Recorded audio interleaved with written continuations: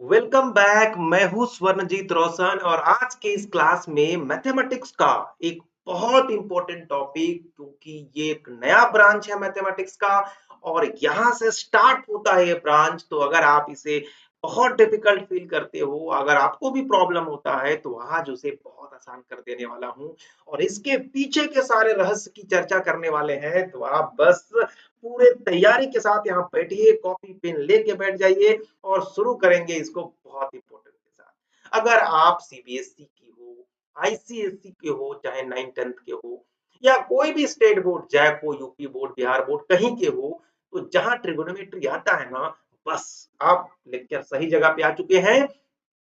इसे इजिली हम लोग क्या करेंगे, बहुत सॉल्व करने वाले हैं और ये पहला लेक्चर है। बहुत सारे लेक्चर मैं इसके साथ अभी लाऊंगा ताकि पूरा चैप्टर को कंप्लीट कर दूं।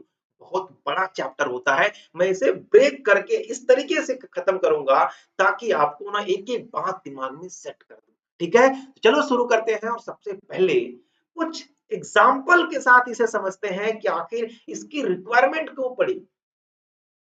इतने सारे मैथ्स के ब्रांच हैं जो काम कर रहे थे, सॉल्व कर रहे थे प्रॉब्लम को। आखिर ये क्या इंपॉर्टेंट काम कर पाता है, क्या ये हमारे रियल लाइफ प्रॉब्लम को भी सॉल्व कर पाएगा या नहीं। बहुत लोग कहते हैं ना कि ट्रिगोनोमेट्री पढ़ लिया, जिंदगी में क्या यूज, कहाँ लाभ हुआ। अरे इतना लाभ होता है कि अगर आज की क्लास देखो तब समझ आएगा इसका रियल लाइफ में कितना लाभ होता है। मान लो कि आप घूमने के लिए चले गए दिल्ली और वहां पे आपने देखा कुतुब मीनार। क्या देखा? कुतुब मीनार। अब उस कुतुब मीनार के सामने खड़ा होके आप नाप रहे हो भाई कितना बड़ा होगा ये। अगर एग्जैक्ट हाइट आपको ना पता हो तो गूगल करोगे। लेकिन अगर सोचो गूगल के पास सही इंफॉर्मेशन है या नहीं है, ये तुम्हें कैसे पता। तो आपने क्या सोचा कि फटाफट उसको देखना शुरू किया, उसके टॉप को और एक बार बॉटम को देखते। तो टॉप और बॉटम को देखने से आपको क्या होगा, इस प्रकार का आईसाइट आपको दिखाई देगा और एक राइट एंगल ट्रायंगल के जैसा बनता हुआ दिखाई देगा। यही जो तरीका जो है, इसके एग्जैक्ट हाइट को बहुत आसानी से सॉल्व करके दे देता है। इसके साथ साथ अगर आप अपने घर के बालकनी में खड़े हो और वहां से एक नदी और उसके बगल में एक क्या है, मंदिर, और आप मंदिर को निहार रहे हो और आप सोचते हो कि आखिर ये घर से मंदिर एग्जैक्टली कितने दूरी पे है। तो यानी हमारे घर और मंदिर के बीच की दूरी कितनी है, इसको भी अगर आप वहां से अपने आई साइट को अगर ध्यान से देखोगे तो वहां भी एक राइट एंगल ट्रायंगल बना पाओगे। जैसे मैंने बताया ये आपका घर है, तो यहाँ से ये एक तो डिस्टेंस आपको पता ही होगा और यहाँ से आप मंदिर को यहाँ से देख रहे थे, तो आपको पता करना था कि ये यहाँ से कितनी दूरी पर है। ये सारा कुछ जो मैं बता रहा हूं, या फिर आप बच्चे को लेकर कभी गए कहाँ, मेला ले गए, दशहरे का मेला या कहीं और उस मेले के अंदर आपने बच्चा देखा कि एक आदमी गुब्बारे को लेकर ऐसे ऐसे उड़ा रहा था। जब वो गुब्बारे को लेकर उड़ा रहा था, बच्चा देखा, उसे लगा नहीं बहुत बढ़िया गुब्बारा है, बहुत बढ़िया गुब्बारा है, और आपको खोज रहा है कि देखा कि आप पीछे खड़े थे, तो बोला कि भैया हमको क्या दे दो, गुब्बारे लेने हैं। तो आपने जब बच्चा फिर से गया, बोला कहाँ, बोला अभी यही था, फिर देखा कुछ देर में कि गुब्बारा सामने दिखाई दे रहा।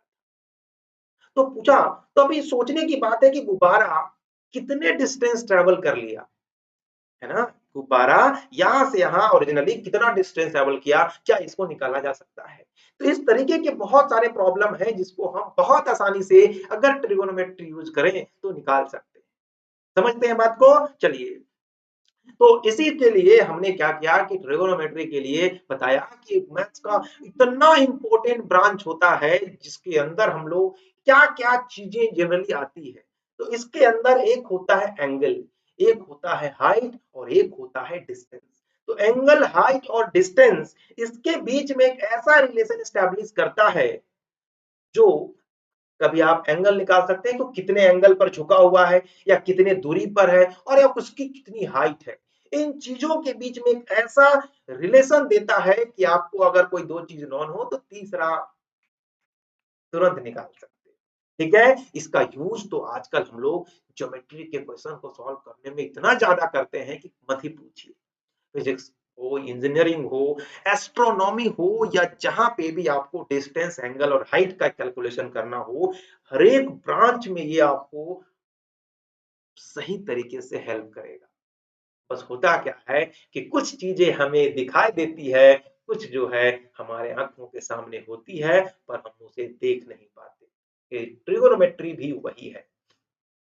चाहे आप x plus y is equal to 2 बोलो, तो इसे भी हम लोग ट्रिगोनोमेट्री में ये लाइन जो है, जैसे आपने एक लाइन खींचा, मान लो आपने एक लाइन खींचा, तो इसे अलजेब्रा में हम ऐसे नहीं पढ़ेंगे, ज्योमेट्री में तो ये लाइन है, अलजेब्रा में x plus y is equal to k है, जबकि इसका जो स्लोप है वो टेन ऑफ थीटा, ट्रिगोनोमेट्री में इसका स्लोप है। यानी अगर आप इसे अलग ब्रांच के पॉइंट ऑफ व्यू से देखते हो, तो एक ही चीज को अलग अलग तरीके से हम उसे विजुअलाइज करते हैं और सबके अपने अलग इंपोर्टेंस होते हैं। चलिए अब हम लोग ट्रिगोनोमेट्रिक शुरू करने से पहले हम लोग जो बेसिक डेफिनेशन होता है ट्रिगोनोमेट्रिक रेशियो जिसे कहते हैं उसे समझते हैं। उसके लिए आपको क्या होगा, देखो आज के समय में ट्रिगोनोमेट्री को हम लोग किसी भी तरह के ट्रायंगल में क्या कर सकते हैं, डिफाइन कर सकते हैं और किसी भी एंगल के लिए। बट अगर हम जब ब्रांच को स्टार्ट कर रहे हैं तो ये जनरली जो कभी कॉम्पिटिटिव एग्जाम हो या फिर क्लास 9th आईसीएससी हो या फिर 10th में जनरली पूछे जाते हैं, तो एक स्टैंडर्ड ट्रायंगल होता है जिसे बोलते हैं राइट एंगल ट्रायंगल, उसके बेस पे जो ट्रिगोनोमेट्री डिफाइन होती है वहां से हम इसको सीखते हैं। ठीक है, तो यहाँ पे मैं एक बात पहले क्लियर कर देना चाहता हूँ कि अगर आप पहले से आपको परपेंडिकुलर साइन थीटा बोलते हैं ना, sine theta equal to P by H, ये सब चीजें भी दिमाग से निकालो, क्योंकि वही कंफ्यूजन आपको देता है और बाद में क्वेश्चन सॉल्व नहीं कर पाते हो। बट आज कोई सोचने के बाद ना आप सॉल्व करोगे, बहुत हवाई रफ्तार में आप सॉल्व करोगे। बस आप यहाँ ध्यान दें, थोड़ा मैं समझा देता हूँ कि अगर कोई राइट एंगल ट्रायंगल है तो एक एंगल तो 90 डिग्री होगा और बाकी दो जो एंगल होंगे वो एक्यूट एंगल। तो जितने भी ट्रिगोनोमेट्रिक रेशियो होते हैं उनका डेफिनेशन जो होता है वो किसी एंगल के साथ होता है। अभी जनरली हम लोग एक्यूट एंगल के साथ करेंगे। तो पहला एंगल हम लोग लेके चलते हैं एंगल ए के साथ, है ना। अगला बार हम एंगल सी के साथ भी लेके चलेंगे। तो एंगल ए के साथ कितने साइड एसोसिएटेड होते हैं, दो साइड एसोसिएटेड है। एक साइड है हाइपोटेनस और दूसरा साइड, इसका क्या नाम दें, बहुत लोग उसको बेस नाम देते हैं, और लेकिन मैं इसको नाम देता हूं side adjacent to angle A. Side adjacent to angle A, adjacent का मतलब उसके सम्मुख, एंगल ए के सम्मुख एक साइड है, एक भुजा है जिसका नाम है ए बी, और एक और भुजा जो बचा, तीसरी भुजा बचा, वो एंगल ए के अपोजिट है, यानी एंगल ए के विपरीत है। समझ में आया। तो जो साइन ऑफ एंगल ए, पहला जो ट्रिगोनोमेट्रिक रेशियो है वो है साइन ऑफ एंगल ए, इसको लिखते हैं साइन ए। क्या पढ़ते हैं इसे, sine of angle A is defined as side opposite to angle A, side opposite to angle A, यानी एंगल ए जिस एंगल के लिए डिफाइन कर रहे हो उसके अपोजिट साइड को आपको ऊपर रखना है और डिवाइड करना है आपको हाइपोटेनियस से। किससे, हाइपो हाइपोटेनस से इसे डिवाइड करना है। यानी इसे सही मायने में एंगल ए का अपोजिट साइड यहाँ पे क्या आपको दिख रहा है, तो है बीसी और हाइपोटेनस है AC. So sine of angle A is nothing but it is BC upon AC. यानी याद कैसे रखना है कि sine of angle A is nothing but it is side opposite to angle A divided by hypotenuse. क्या बोलोगे, side opposite to, यानी angle A की विपरीत भुजा को हाइपोटेनस से डिवाइड करना। इतना तो याद रख लो, नया ब्रांच है। जैसे जब आप इंग्लिश पढ़ते हो तो एबीसीडी उसका कोई रूल बनाते हो क्या, अरे याद ही तो करना पड़ता है, ए ऐसे लिखते हैं बी वैसे। तो ट्रिगोनोमेट्री का ये एबीसीडी है, यही बस इसमें याद करने का चीज है, यही डेफिनेशन याद करने का चीज है, बाकी चीजें सिर्फ हमारा ऑब्जर्वेशन है। आपको तुरंत दिखेगा कि क्यों होता है, कैसे होता है, बट ये डिफाइन किया गया, ये ऐसा ही क्यों होता है इसका कारण कोई नहीं बता सकता। क्यों, क्योंकि ये यहीं से शुरू होता है। जैसे कोई बोले कि ए को ऐसा ही क्यों लिखा जाता है, कोई नहीं बता सकता, लेकिन एप्पल को A double P L E लिखते हैं, ऐसा क्यों, तो इसके लिए हमारा एक रीजन है। उसी तरीके से साइन ऑफ एंगल ए जो है उसको डिफाइन किया गया कि एंगल ए का opposite side divided by hypotenuse. उसी तरीके से कोसाइन ऑफ एंगल ए को डिफाइन किया गया, पहला रेशियो ये है। दूसरा कोसाइन ऑफ एंगल ए को क्या डिफाइन किया गया कि side adjacent to angle A, side adjacent, side adjacent to angle A, जिस देखो यहाँ पे जिस एंगल के साथ डिफाइन करें ना उसी के एडजेसेंट या अपोजिट साइड को लेंगे, डिवाइडेड बाय हाइपोटेनस, हाइपोटेनस। यानी यहां से बात करें तो एडजेसेंट में कौन सा है साइड, ए बी है, और हाइपोटेनस तो आपको एसी है, पहले बता चुका हूं। तो ये कोसाइन ऑफ एंगल ए, इसे हम लोग शॉर्ट में कॉस ऑफ ए लिखते हैं। ये ए जो है ना एंगल है, ये कॉस तो एक टर्म है, उसको इस एंगल के साथ डिफाइन करते हैं। और तीसरा होता है एक और रेशियो, इसे कहते हैं टेंजेंट ऑफ एंगल ए, यानी जिसे शॉर्ट में हम लोग टेन ऑफ एंगल ए कहते हैं। और ये होता क्या है, टेन ऑफ एंगल ए क्या होता है कि side opposite to angle A divided by side adjacent to angle A, opposite to angle A adjacent to angle A, clear है बात। और अपोजिट टू एंगल ए कहने का मतलब side opposite to angle A divided by side adjacent, adjacent to angle A, इससे tan को divide करते हैं। और अपोजिट टू एंगल ए में कौन सा साइड, जल्दी से बताओ आप, तो बोलोगे बीसी है, और एडजेसेंट टू एंगल ए में कौन सा है, ए बी है। तो यही तीन ट्रिगोनोमेट्रिक रेशियो डिफाइन किया गया है, यही तीन, यही तीन, एक sine of angle A, cos of angle A और टेन ऑफ एंगल ए। अब बहुत लोग कूदने लगे है ना, इसे होता है ना कूदते हैं मच्छर टाइप से, कूदने लगेंगे सर कॉसेक भी तो होता है, सेक भी तो होता है, कॉट भी तो होता है। भाई वो रेशियो डिफाइन नहीं किया गया, उसे इसके रेसिप्रोकल रेशियो उल्टा के जैसा लिया गया। क्या लिया गया उसको, उल्टा। जैसे याद है ना, जब हम लोग एक करते हैं तो वन का एडिटिव इनवर्स क्या होता है, -1, टू का क्या होता है, -2। तो उसी तरीके से इसका एक रिवर्स के रूप में इसको डिफाइन कर दिया गया, क्योंकि इसे पूरा ब्रांच बनाना है ना, तो बहुत कुछ ध्यान में रखना पड़ता है। तो हाँ, ये बात समझ में आ गया कि साइन ऑफ एंगल क्या होता है, side opposite to angle A, मतलब ए के अपोजिट वाला साइड को लेना है डिवाइडेड बाय हाइपोटेनस। कॉस को लेना है तो एडजेसेंट वाले को लेना है साइड को और डिवाइडेड बाय हाइपोटेनस, और फिर टेन में लेना है तो अपोजिट अपॉन एडजेसेंट। अच्छा एक बात ना टेन वाले में जरा ऑब्जर्व करिएगा आप लोग, टेन ऑफ एंगल ए में,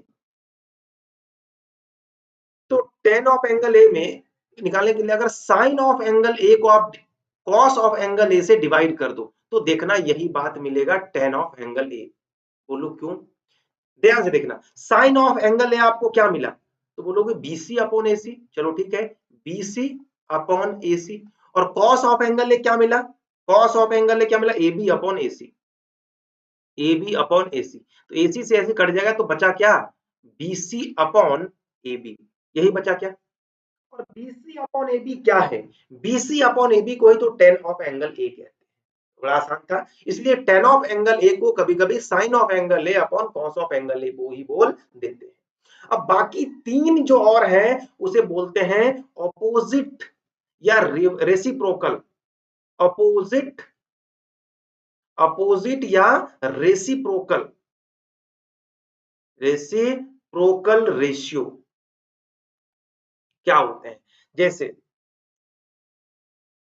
है ना, तो जैसे कॉसेक ए क्या होता है, कॉसेक ऑफ ए जो होता है साइन का रेसिप्रोकल होता है। तो साइन का रेसिप्रोकल का मतलब क्या होता है, वन अपॉन साइन ए, ऐसे बोल। किसी का रेसिप्रोकल मतलब एक का उल्टा क्या होता है, 1/2, 1/2 का उल्टा क्या होता है, 1/2 का 2/1, उल्टा यही होता है ना जी। उसी प्रकार से जो सेक ऑफ एंगल ए होता है इसका क्या होता है, कॉस ऑफ एंगल ए का रेसिप्रोकल, तो कॉस का रेसिप्रोकल कर दिए। और जो कॉट ऑफ एंगल ए होता है ये टेन का रेसिप्रोकल, यानी ten of angle A, ten of angle, ये तीनों रेसिप्रोकल होते हैं। यानी अब इसका वैल्यू निकालना चाहो तो कैसे निकालोगे, तो जो साइन का था ना वैल्यू उसको उल्टा कर दो, तो साइन का बीसी अपॉन एसी था तो इसको एसी अपॉन बीसी कर दो, कॉस का क्या था, कॉस ऑफ ए का ए बी अपॉन ए सी था, तो ए सी अपॉन ए बी कर दो। और कॉट का क्या था, देखो अब टेन का क्या था, B C upon A B, तो A B upon B C कर दो, A B upon B C कर दो। तो ये होता है इनका वैल्यू डायरेक्टली। यानी आपने क्या करना, आपको पूछा अच्छा कॉसेक ए का बताओ क्या होगा, तो आप साइन ए का निकाल लो, जो भी मान लो 1/2 आए तो उसका कर दो, वो 2/1 हो जाएगा। समझ रहे हो? तो ये बहुत इंपॉर्टेंट बात थी कि नहीं थी। चलो, तो ये तो एंगल ए के साथ मैंने डिफाइन किया। अगर एंगल सी के साथ डिफाइन करेंगे तो क्या हो जाएगा, तो बस क्या हो जाएगा, डेफिनेशन वही रहेगा, सिर्फ साइड्स बदल जाएंगे। तो साइन ऑफ एंगल सी क्या हो जाएगा, साइन ऑफ एंगल सी क्या बताया था मैंने, कि side opposite to angle C लिया जाता है। तो अब इसके अपोजिट कौन सा है, ए बी, और बाई के हाइपोटेनस होता है ए सी।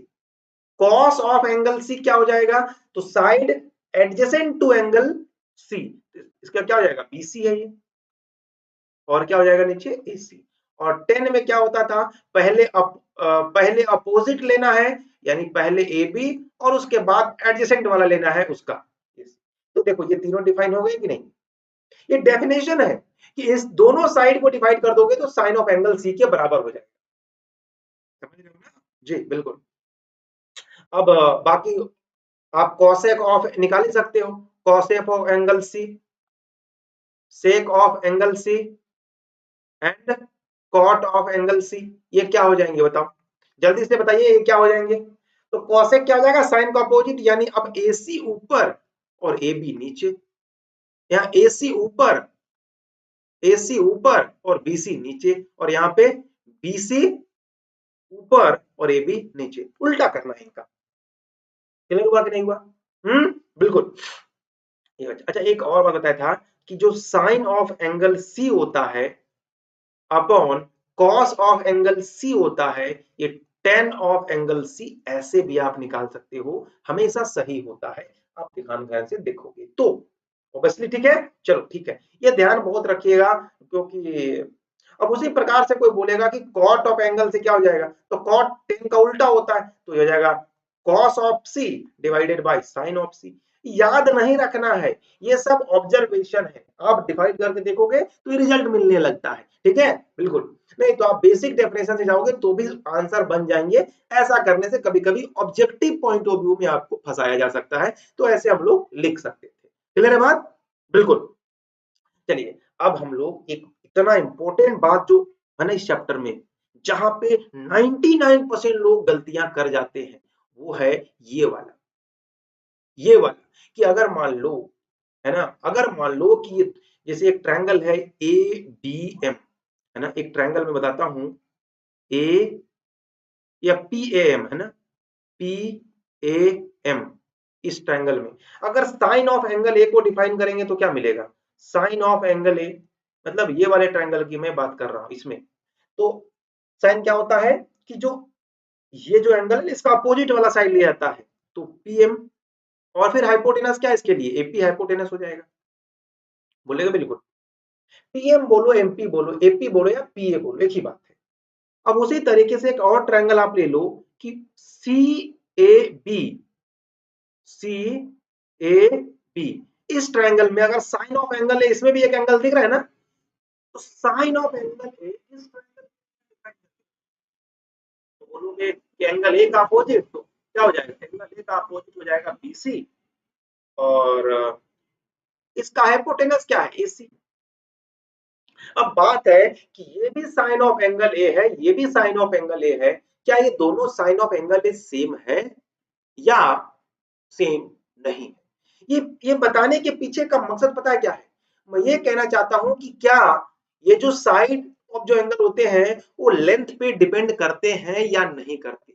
यानी छोटे ट्रायंगल, अगर मैंने एक छोटा सा ट्रायंगल बना दिया और एक ऐसा ही बड़ा ट्रायंगल बना दिया, एंगल सेम ही रखा है, तो क्या इसका साइन ऑफ एंगल और इसका sine of angle A same ही होगा या अलग होगा, मतलब सीमित तरीके बोले तो दोनों सिमिलर ट्रायंगल होने चाहिए, तब की मैं बात कर रहा हूं। ऐसा नहीं कि कोई भी ट्रायंगल बना दे, सिमिलर होना चाहिए, मतलब स्केलिंग वाला होना चाहिए, बड़ा छोटा। तो क्या ये दोनों सेम है या नहीं है, ये बात को कैसे हम जस्टिफाई करेंगे, कैसे जस्टिफाई करेंगे, तो इसके लिए हमें क्या करना पड़ेगा कि जो दोनों ट्रायंगल हैं PAM और CAB, अगर ये दोनों सिमिलर हैं तो होने ही चाहिए सिमिलर, है भी सिमिलर, तो ये तो मान ही सकते हैं कि क्या सिमिलर हैं, तो हम बड़े आसानी से कह सकते हैं कि ये सिमिलर हैं। क्यों? क्योंकि देखो दोनों ट्रायंगल में एक एंगल ए जो है वो कॉमन है, पहली बात। दूसरी बात क्या है कि दोनों में एक एंगल 90 डिग्री है, और किसी भी दो ट्रायंगल का अगर दो एंगल सेम हो जाए ना, तो दोनों ट्रायंगल क्या हो जाते हैं, सिमिलर हो जाते हैं, सिमिलर हो गए। और सिमिलर होने से हम एक बात जानते थे कि उनके जो सिमिलर एंगल हैं, उनके जो कॉरस्पॉन्डिंग साइड्स का अगर रेशियो निकालो ना, तो वो हमेशा बराबर होता है। तो निकालो भाई रेशियो, एंगल ए का अपोजिट साइड क्या है, PM, छोटे वाले के लिए, और बड़े वाले के लिए क्या है, BC। ये हो गया। उसी तरीके से अब ये 90 डिग्री का अपोजिट में देखो तो क्या हो जाएगा, बोलो को है AP, क्या है AP, और इसका 90 क्या हो जाएगा, AC, AC, ये भी इसके बराबर हो जाएगा। और तीसरा एंगल कौन सा बच गया, ये इसका क्या हो जाएगा, AM, क्या बच गया, ये AM, और इसका अपोजिट में क्या हो जाएगा, AB। अब हमें दिखाना है कि क्या PM अपॉन AP और BC अपॉन AC बराबर है। अगर ये बराबर होगा तभी तो ये साइन है और ये साइन है दोनों बराबर होंगे। तो ये सिमिलर होने की वजह से हम ये बात लिख सकते हैं, लिख सकते हैं, बोलो बिल्कुल। तो अगर लिखते हैं तो हम कौन कौन से दो, अब इन दो, अब तीनों बराबर है तो दो दो बराबर होंगे ही। तो इसको जरा आप ऐसे लिख लो कि AP upon AC is equal to AM, है ना, एम लिखे नहीं, इसको ना इन दोनों को लेते हैं, PM है ना, PM अपॉन BC, ये वाला बात करना चाहते हैं।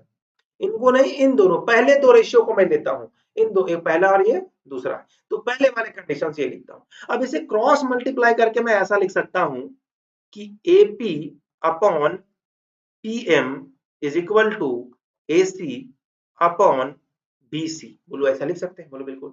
अब इसे रेसिप्रोकल कर दे क्योंकि लाइन सेगमेंट है, तो इसे PM upon AP is equal to BC upon AC, अरे लिख सकते हैं, जिसे 2 और 2 बराबर है तो 2/1 बराबर है, तो इसे 1/2 उल्टा कर देंगे तो इसको भी 1/2 कर दो, ये भी बराबर ही होगा, है ना। वही बात यहां मैंने किया कि अगर ये दोनों बराबर है, क्योंकि एक लाइन सेगमेंट है ना, पॉजिटिव होगा।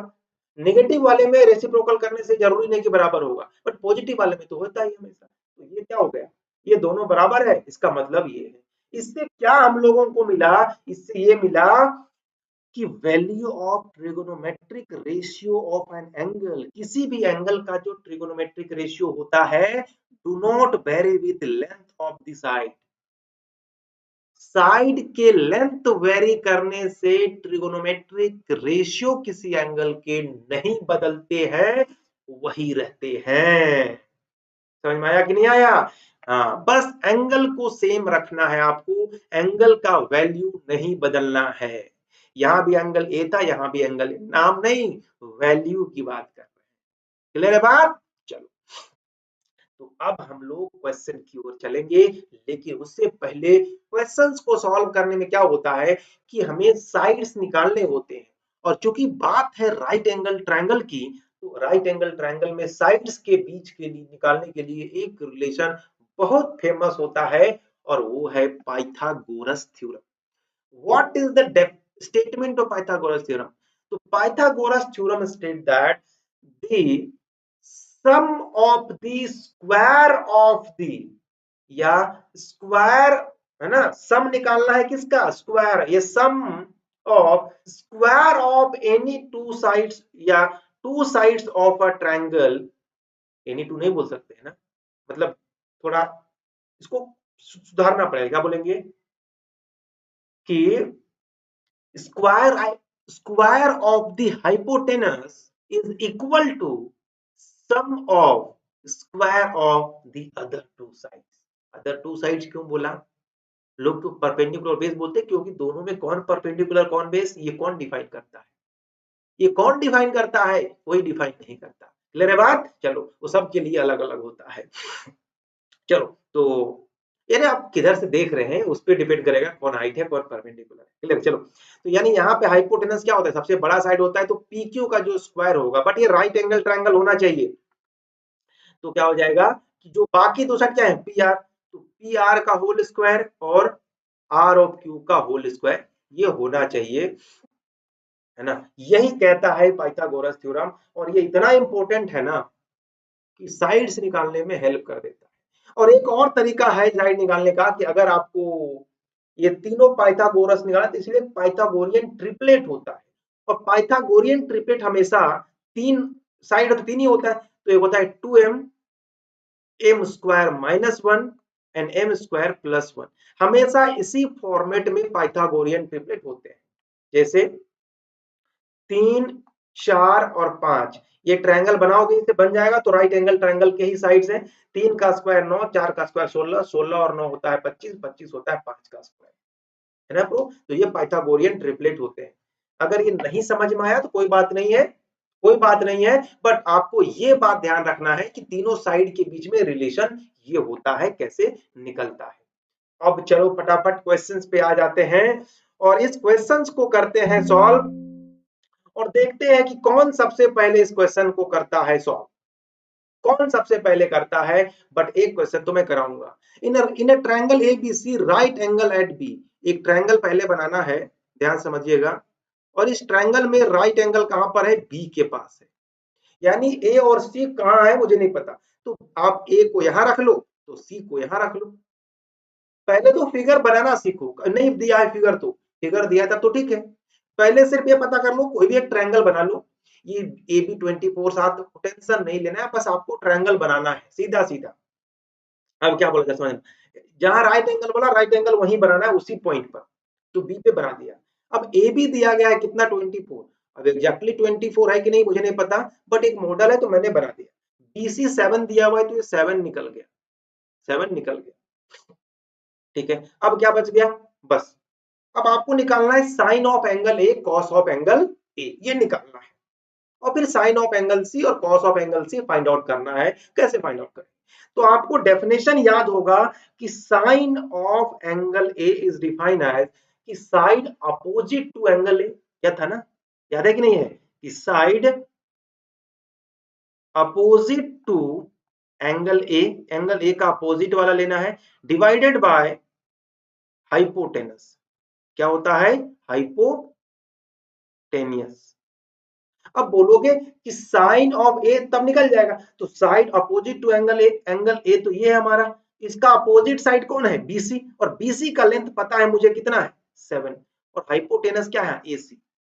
तो बोलोगे एसी तो पता ही नहीं है, तो आंसर कहां मिला, नहीं मिल पाया। तो एसी पहले फाइंड आउट करना पड़ेगा कि नहीं करना पड़ेगा, और एसी फाइंड आउट कौन करके देगा, तो अभी लास्ट में मैंने क्या बताया था, लास्ट में क्या बताया, तो लास्ट में बताया था, सबसे लास्ट थ्योरम याद करो, कि ये तीनों साइड के बीच में एक रिलेशन होता है, और वो कौन होता है, पाइथागोरस। तो पाइथागोरस क्या कहता है कि सबसे बड़ा है, तो सबसे बड़ा क्या एसी, तो इसका होल स्क्वायर कर दोगे ना, तो ये हमेशा किसके बराबर होता है, बाकी जो दो साइड हैं, तो एक है 7 सेंटीमीटर तो इसका स्क्वायर, और दूसरा क्या है 24 सेंटीमीटर तो इसका स्क्वायर, ये। तो 7 का स्क्वायर सब लोग जानता है 49, और 24 का कितना होता है, 20 का 4, 24 का 576, 576 जोड़ दोगे तो कितना हो जाएगा, 9 6 15 625, और 625 को क्या ले सकते हैं 25 का स्क्वायर, और ये है एसी का स्क्वायर। तो स्क्वायर से स्क्वायर अगर कंपेयर कर ले तो एसी का वैल्यू 25 हो जाएगा, तो एसी मिल गया कितना 25 सेंटीमीटर, एसी मिल गया 25 सेंटीमीटर। तो अब हम लोग डायरेक्टली लिख सकते हैं ना एसी इज इक्वल टू 7/25। अब इसी तरीके से कॉस ऑफ एंगल ए निकालना हो तो कैसे निकालोगे, कॉस ऑफ एंगल ए क्या कहते हैं कि side adjacent to angle A, यानी एंगल ए के सम्मुख सामने जो है, तो बोलोगे ये तो हाइपोटेनस है, बट उसका स्पेशल नाम है ना हाइपोटेनस, तो उसको नहीं लेंगे, उसके अलावा तो बीसी, तो बोलोगे ये इसके 24 है, और हाइपोटेनस कितना है 25, क्योंकि नीचे हाइपोटेनस होता है। तो ये दोनों समझ में आ गया आपको। अब पूछ रहा है साइन ऑफ एंगल सी, आप समझिएगा, अगला क्वेश्चन है, ये दूसरी वाली का बात कर रहा हूं मैं, कि sine of angle C, definition वही है कि सी के अपोजिट साइड लेने हैं, तो सी के अपोजिट क्या है ए बी, तो हो जाएगा वो ए बी, और हाइपोटेनस तो हमेशा ही होगा, तो ये क्या हो जाएगा 24/25। अब बोलोगे कॉस ऑफ ए 24/25 आया और साइन ऑफ सी आ गया, आ सकता है, यही तो मैंने कहा था कि ये जो साइन कॉस होते हैं ना वो एंगल के साथ डिफाइन होते हैं, एंगल बदल गया आंसर बदल गया। अब उसी तरीके से कॉस ऑफ एंगल सी निकाल लो, कॉस ऑफ एंगल सी निकालोगे तो क्या हो जाएगा कि उसके सी के एडजेसेंट में जो है यानी उसके सम्मुख है तो वो है 7, और हाइपोटेनस तो आपको पता है अभी आपने निकाला था 25, तो ये आपका हो गया। देखो सारे के सारे आंसर मिले कि नहीं मिले। अब इसमें आपको पूछता है, मान लो चलो मैं पूछ लेता हूँ, cosec of angle, cosec of angle A क्या होगा, सी भी पूछ सकता था ए वाला। तो साइन ऑफ एंगल ए पता कर लो, तो बोलोगे sine of angle A sir आपने अभी बताया था ये था, और इसका उल्टा करते हैं ना, क्योंकि कॉसेक होता है साइन का उल्टा, reciprocal, so this should be 25/7। आपको निकालना नहीं है, इसलिए तो मैंने कहा था कि तीन ही ratio sine cos tan, sine cos tan. 10 बोल देगा तो कैसे निकालोगे, तो 10 का तो तरीका था साइन और कॉस को डिवाइड कर दो, और दूसरा तरीका क्या था कि अपोजिट ऑफ एंगल, अगर ए एंगल ए है तो अपोजिट ऑफ एंगल है divided by adjacent of angle है, ऐसे भी कर सकते थे, तो वैसे निकाला जा सकता था। तो ऐसे करके हम कोई भी ट्रिगोनोमेट्रिक रेशियो निकाल सकते हैं, यानी ऐसा कभी दे दिया जाए और आपको बोल they find all trigonometric ratios, तो रेसिप्रोकल भी निकालने पड़ेंगे, टेन कॉट सब निकालना पड़ेगा, और सब कुछ वही है, बस आपको मेन डेफिनेशन जो बताया था उसे क्या करना था, सॉल्व करके रखना था। समझ आ रहा है बात, बिल्कुल। अब एक और सवाल है जो थोड़ा सा बड़ा दिख रहा होगा बट है बड़ा आसान, है बहुत आसान, और सॉल्व करो जरा। Cot of theta is equal to 7/8 है, और अच्छा पता कॉट ऑफ थीटा क्या होता है, रेसिप्रोकल, अगर इसका रेसिप्रोकल कर देंगे तो टेन ऑफ थीटा हो जाएगा, है ना, होगा कि नहीं हो जाएगा। तो पहले तो आप क्या बना लो, सबसे पहले आप एक राइट एंगल ट्रायंगल बना लो, और राइट एंगल ट्रायंगल बना लिया, और कुछ नहीं बोला तो थीटा को मैं यहां रख लेता हूं, ये है थीटा, ठीक है।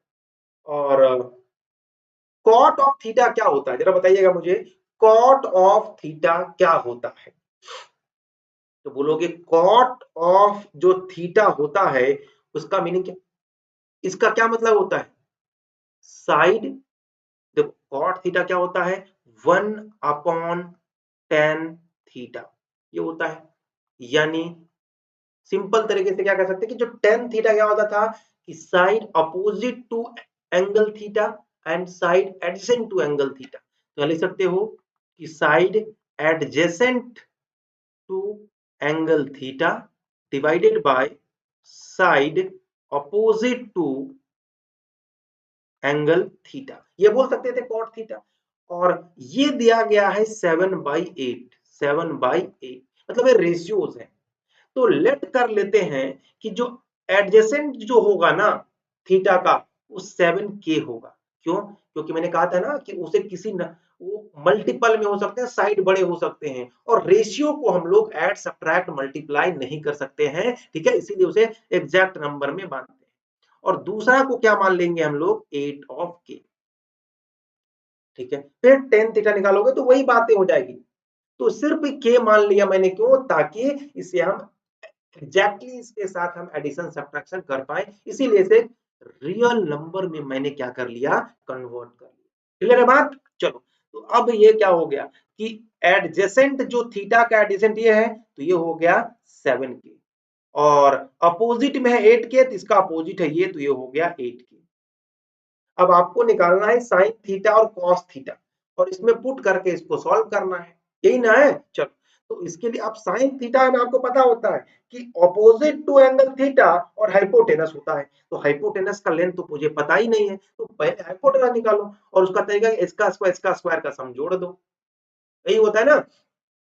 तो कैसे निकलेगा बताओ, तो 7 का, तो अगर आपको हाइपोटेनस निकालना हो तो क्या करोगे, क्या करो कैसे निकलेगा, तो 7k का स्क्वायर, अच्छा इसका स्क्वायर होता है ना, प्लस 8k का स्क्वायर, तो 7 के मतलब 49 इंटू के स्क्वायर, और 8 का मतलब 64 इंटू के स्क्वायर, जोड़ोगे तो कितना हो जाता है जी, कितना हो जाता है 64 और 49, 9 और 1 10 13 का 3 हो गया, हाथ में 1 6 10 और 1 11, 113 इंटू के स्क्वायर, ये हो गया ना।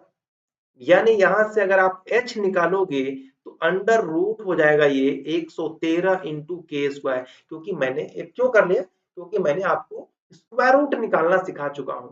तो 113 का तो ये नहीं निकलेगा, तो इंटू के ये निकल गया आपका हाइट, यानी इसका वैल्यू निकल गया रूट अंडर 113 इंटू के। अब लग रहा होगा ये बहुत बड़ा नंबर आ गया, कैसे निकलेगा? बहुत आसान है, ये देखने में बड़ा है, आगे जब मैं सिखा दूंगा तो ये क्वेश्चन तो आंसर ऐसे ही दिमाग में चल रहा होगा कि क्या आने वाला है। क्लियर है बात ना?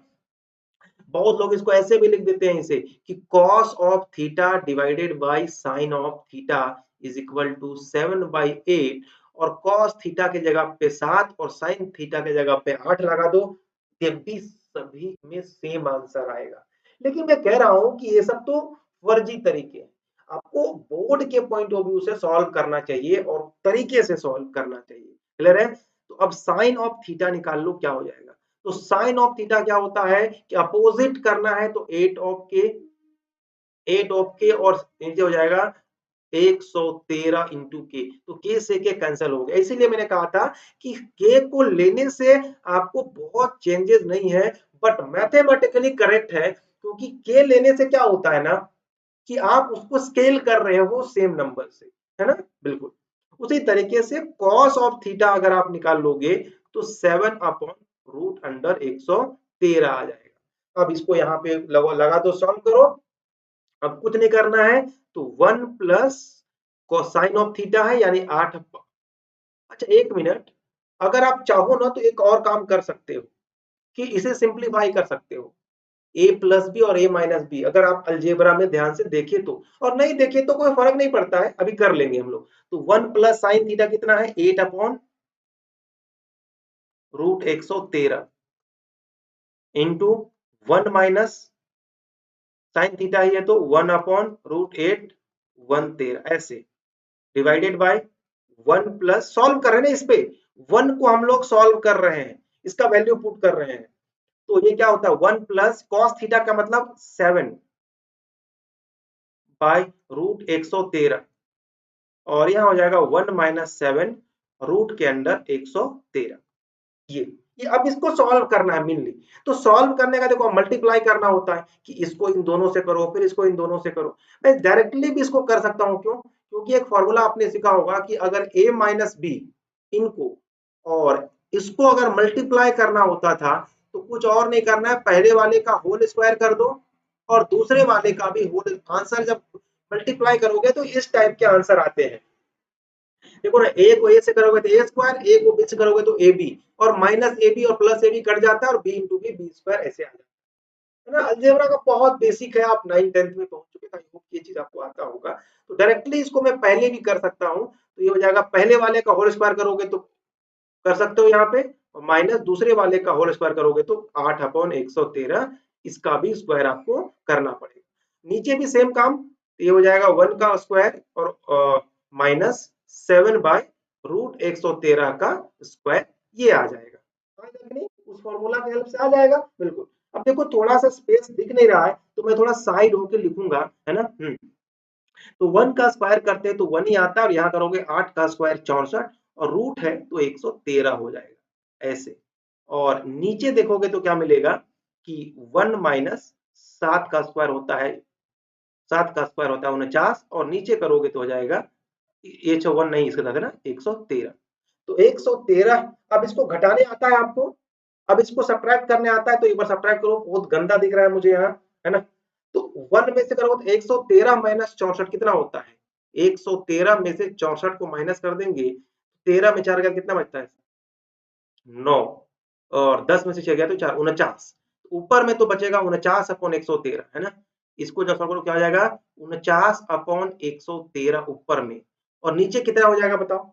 113 में 49 माइनस करना है, 113 में से 49 माइनस करना है, तो 13 में से 9 गया तो कितना बचता है? 9 1 10, 4 बचता है, और यहाँ से करोगे तो 10 में 4 गया तो 64, और नीचे बचेगा 64 अपॉन 113, मतलब 113 से भी आएगा तो कट जाएगा, तो क्या बचेगा से 49/64।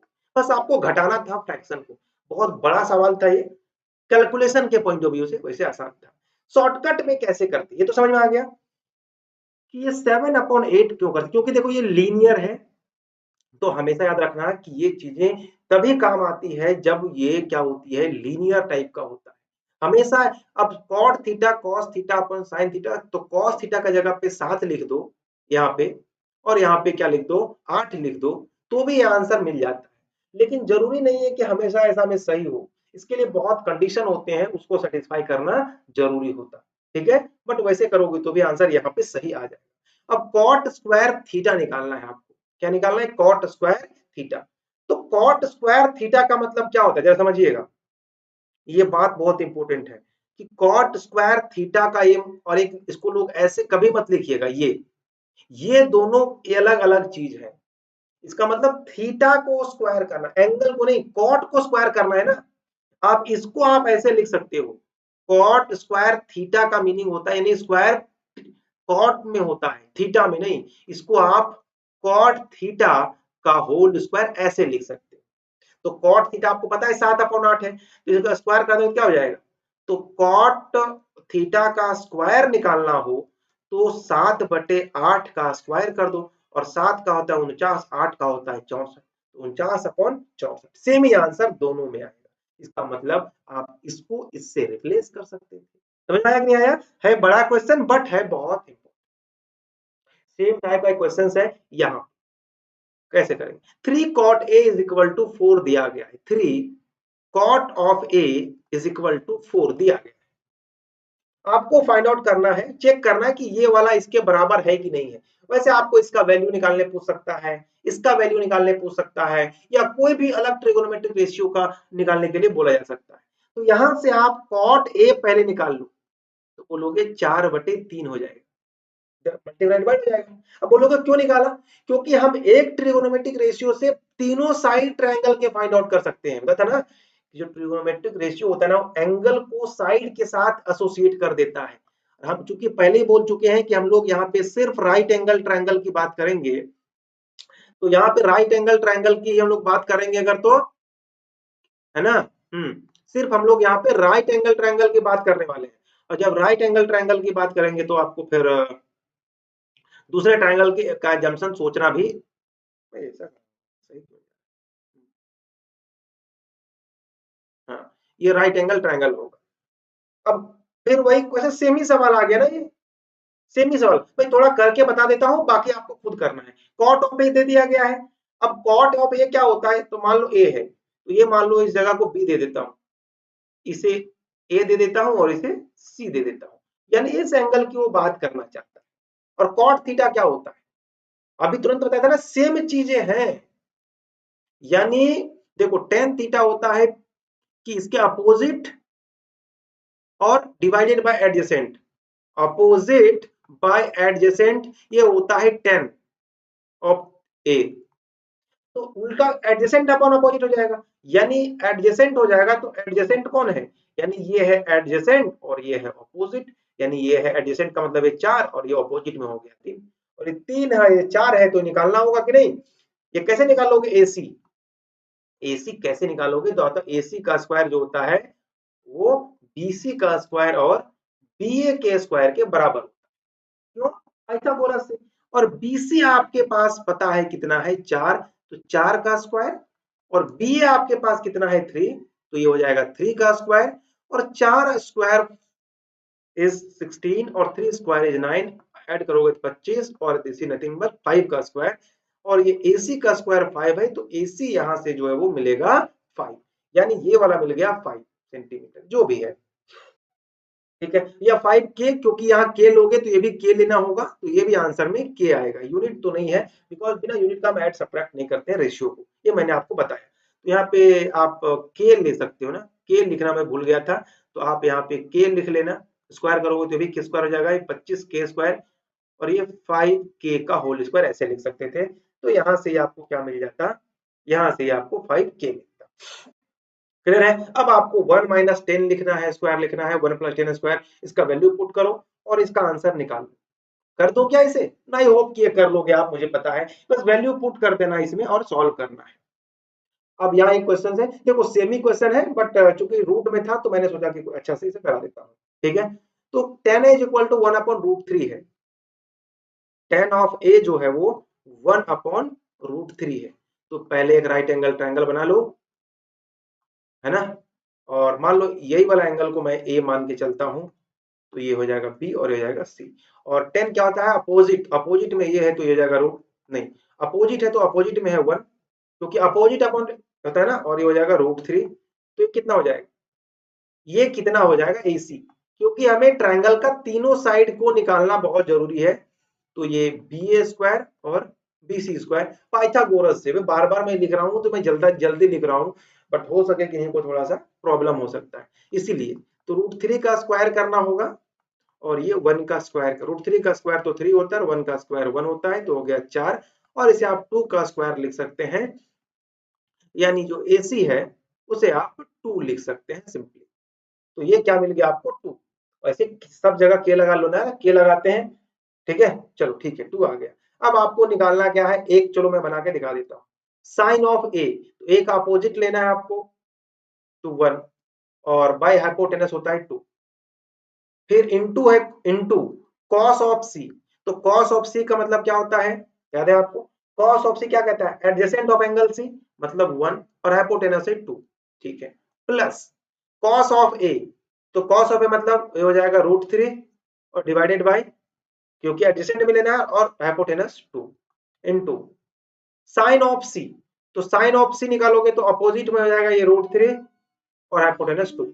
अब इसी को करना है सिंप्लीफाई, 1 × 1 1 और 2 × 2 4, प्लस √3 को √3 से करोगे तो 3 हो जाता है, 2 × 2 4, यानी ये हो जाएगा 4/4, और करोगे तो हो जाएगा 1। सो पहले का आंसर ऐसे निकल गया। इस तरीके से आपको 2 में वैल्यू को ऐसे ही पुट करना है और आंसर को निकालते रहना है। क्लियर है बात यहाँ तक?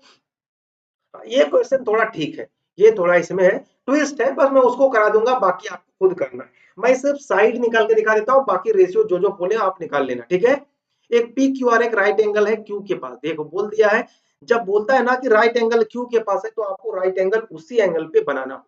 ठीक है, तो एक ऐसा मैंने बना लिया, चलो, ताकि ये हो गया। तो कहाँ राइट एंगल Q, तो Q यहाँ पर है, तो मान लो P यहाँ बना देता हूँ, तो R यहाँ ले लेता हूँ। क्लियर, यहाँ राइट एंगल है। कुछ लिखा जरा एक बार, P और Q जो है 5 सेंटीमीटर है, PQ ये 5 सेंटीमीटर है। और कुछ और बोला है PR प्लस QR, एक क्या बोला है कि जो PR है और QR है इसका सम 25 है। PR कहाँ है भाई? PR यानी इन दोनों का सम दे दिया है, दोनों का सम दे दिया है। तो आप किसी को मान लो कि QR को क्या मान लो? X मान लो, ऐसा सपोज कर लो, जरूरी नहीं है, कर लिया मैंने ताकि आसान हो जाए। तो यहां से जो PR है वो 25 माइनस x हो जाएगा, क्योंकि QR x था। तो अगर आप इसे x माने हो तो ये क्या हो जाएगा? ये कितना हो जाएगा? 25 माइनस x, ये हो जाएगा। अब यहां से आपको x का वैल्यू फाइंड आउट करके इनका साइड फाइंड आउट करना है। तो x का वैल्यू कैसे फाइंड आउट होगा? इसको सॉल्व करने के लिए हमको वही पाइथागोरस, बस यही निकालना, इसमें थोड़ा सा अलग है, बाकी सब कुछ सेम है। तो आपको पता है कि जो सबसे बड़ा साइड होता है वो 25 माइनस x है, तो इसका होल स्क्वायर हो जाएगा इज इक्वल टू बाकी जो दो साइड बचे हैं उनका होल स्क्वायर के बराबर हो जाएगा। तो 25 माइनस x का करोगे क्या हो जाएगा? ये a माइनस बी का सुनिए होल स्क्वायर क्या होता है? ऐसा एक इसी तरीके का दो नंबर के डिफरेंस का स्क्वायर क्या होता है कि पहले वाले का स्क्वायर माइनस 2 टाइम्स पहला वाला इंटू दूसरा वाला और प्लस दूसरे वाले का होल स्क्वायर, ऐसे होता था। तो यहाँ 25 पहला है तो यहाँ हो जाएगा 25 का square A square, minus 2 into 25 into x, और प्लस दूसरे लास्ट वाला मतलब एक्स का whole square is equal to, इधर राइट हैंड साइड में कुछ नहीं करना है, तो इसे सिंपली ऐसे लिख देंगे। अब देखो दोनों साइड सेम ही चीज है तो कैटर कैंसिल हो जाएगा। अब जरा इसमें देखो, 25 का स्क्वायर होता है 625, और ये 25 दूना कितना हो गया? 50x, और इधर बोलोगे तो कितना हो जाएगा? 5 का स्क्वायर 25। तो 25 निकाल ही सकते हो यहाँ से कॉमन आप, तो अगर 25 कॉमन निकालोगे तो क्या मिलेगा? तो 25 निकालोगे तो ये 25 हो जाएगा और माइनस 2x हो जाएगा इज इक्वल टू 25।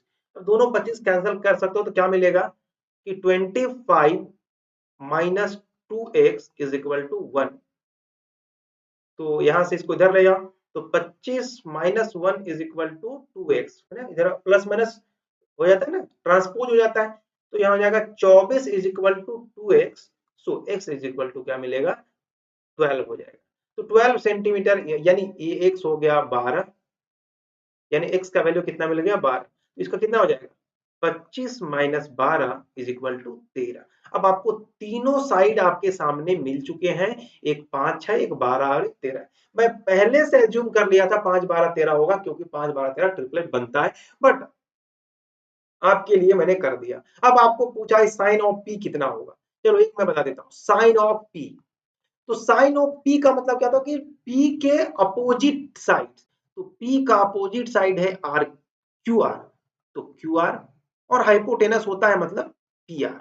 तो क्यू आर आपके पास कितना निकला है 12, और हाइपोटेनस है 13, तो 12/13। ऐसे करके टेन पी कॉस पी सिर्फ डेफिनेशन यूज करो और इसको क्या करते चलो, सॉल्व करते चलो। अब ये जो क्वेश्चन जो लास्ट में आपको दिख रहा है, ये है सबसे इंपॉर्टेंट पार्ट। क्यों?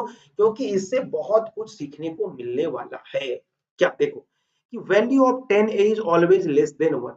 10a का वैल्यू हमेशा 1 से कम होगा। क्या ये सही है और गलत है? तो इसके लिए पहले एक चीज को समझ लो। यहाँ पे राइट एंगल है, एक नाम दे देता हूं मैं, है ना। ए वाला बात है तो बार बार ए लिखता हूं यहाँ पे, बी और सी। और 10a होता क्या है जरा समझिएगा। 10a क्या होता है ये समझना है। 10a जो होता है, 10 ऑफ एंगल ए क्या होता है, अपोजिट ऑफ एंगल ए, तो यानी बीसी और अपॉन ए बी। क्या इसका वैल्यू जो होगा हमेशा एक से छोटा होगा। एक से छोटा बड़ा कब हो सकता है, ध्यान समझिएगा। अगर ये वाला साइड, अगर ऊपर वाला साइड जो हो वो बड़ा रहे और नीचे वाला साइड छोटा हो जाए तो 1 से बड़ा हो जाएगा। और ऐसा पॉसिबल है कि नहीं है? तो इसका मतलब ये बात तो नहीं कह सकते हैं, ये बात नहीं कह सकते कि हमेशा छोटा होगा। हाँ, छोटा हो सकता है, बड़ा भी हो सकता है, और बराबर भी हो सकता है। क्लियर बात? तो ये नहीं कह सकते कि उतना ही होगा, क्योंकि अगर ये दोनों साइड बराबर हो जाए तो बोलेंगे बराबर है। अगर ये वाला ज्यादा हो जाए, ये कम हो जाए, तो बोलेंगे कि 1 से बड़ा है। ऊपर वाला छोटा हो जाए, नीचे वाला बड़ा हो जाए, तो बोलेंगे 1 से कम है। क्लियर है बात? तो ये बात नहीं कह सकते। अब sec A is equal to 12/5 और some values of angle A. क्या सेक ए का वैल्यू 12/5 हो सकता है? 12/5 हो सकता है या नहीं हो सकता है? तो 12/5 का मीनिंग समझिएगा, कोई भी एक एंगल के लिए तो बोलोगे देखो ये मतलब एक से ज्यादा हो रहा है। तो कॉस जो होता है क्या होता था, क्योंकि कॉस जो होगा उसका उल्टा कर देंगे। तो कॉस होता था नीचे वाला अपन हाइपोटेनस। अगर हम कॉस ऑफ एंगल ए निकाल लें, समझिएगा, कॉस ऑफ एंगल ए निकाल लें तो क्या होता है, कॉस ऑफ एंगल ए क्या होता है कि ए के एडजेसेंट साइड यानी ए बी और इसका हाइपोटेनस मतलब ए सी। अब पता है कि कभी भी ए बी जो है ए सी से बड़ा नहीं हो सकता। हो सकता है क्या बोलोगे, नहीं हो सकता है। क्यों? क्योंकि हाइपोटेनस सबसे बड़ा साइड होता है, तो बेसिकली नीचे बड़ा होगा, यानी कॉस ऑफ ए जो होगा वो कभी भी एक से बड़ा नहीं होगा, कभी बड़ा नहीं होगा। लेकिन इसका उल्टा होता है, सेक क्या होता है, सेक ऑफ एंगल ए जो होता है वो उल्टा हो जाता है, A C upon A B. यानी ये तो हमेशा बड़ा होगा ना, एक से बड़ा होगा। तो इसका मतलब ये वाला बात आप सही कह सकते हैं, है ना, बड़ा हो ही सकता है, और ये बड़ा है वक्त से।